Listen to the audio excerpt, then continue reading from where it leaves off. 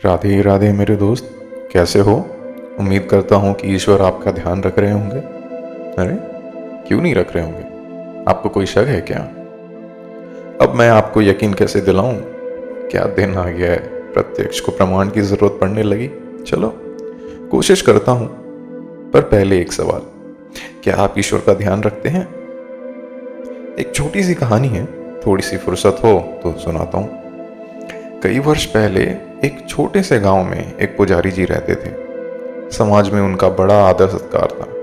वह गांव वालों से बड़ा प्रेम करते थे और अपनी ओर से जितना बन पड़े भगवत नाम और सत्संग से लोगों को कल्याण के मार्ग पर लगे रहने की प्रेरणा देते। गांव के सारे कर्म कांड पूजा पाठ के लिए उन्हें ही याद किया जाता था। एक बार गांव में महामारी फैल गई। लोग उस बीमारी की चपेट में आने लगे। जब दवा ने साथ छोड़ दिया, तब दुआ का सहारा लेना पड़ा। इंसान जब हर तरफ से बेबस हो जाता है तो अपने से किसी बड़ी शक्ति पे अपनी आस लगाता है। गांव की ऐसी स्थिति देखकर पुजारी जी भी परेशान हो गए, लेकिन अपनी क्षमता अनुसार उन्होंने मृतकों के परिवार की मदद करने की ठानी।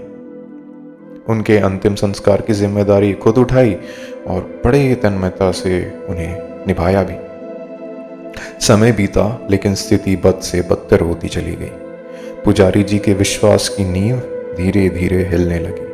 पुजारी जी जो हर घटना को ईश्वर की इच्छा मानते थे, उनके मन में संशय के बादल छाने लगे। आखिर है तो वो भी इंसान ही, कब तक सहन करते। एक दिन किसी परिचित के अंतिम संस्कार से लौटकर थके हुए बैठे ही थे कि उन्हें फिर से बुलावा आ गया। उस क्षण पुजारी जी के सब्र का बांध टूट गया। वह चिल्लाए और बोल पड़े, हे ईश्वर, मेरा सब्र जहां खत्म हो गया तो वहीं से मेरी परीक्षा क्यों लेता है? मेरे इस जीवन के सुख चैन और शांति तुझे अर्पण कर दी, अब मेरे शरीर की भी आहुति लेगा क्या? मेरा यह शरीर और मन अब जवाब देने लगा है। अब तू ही बता मैं क्या करूं?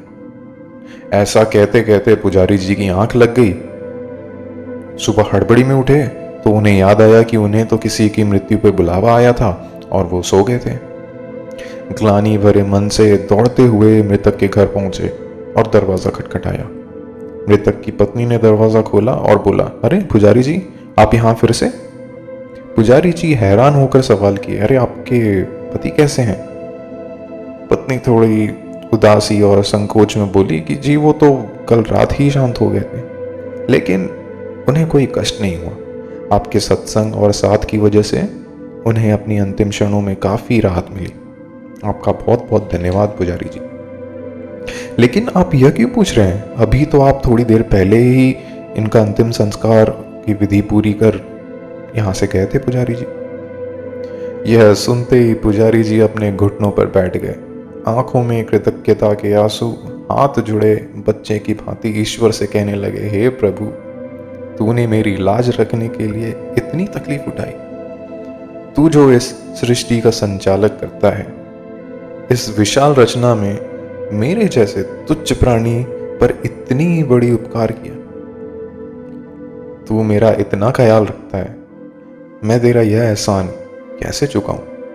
और इस प्रकार पुजारी जी ने अपने जीवन को प्रभु के कार्य में लगाकर उसे सार्थक किया। तो इस कहानी का सार मेरे प्रश्न पर ही वापस आता है कि क्या आप ईश्वर का ध्यान रखते हो? क्या आप उनसे मांगने नहीं पर सिर्फ मिलने जाते हो? क्या कभी अपने टुकड़े रोने के बजाय उनका हाल पूछते हो?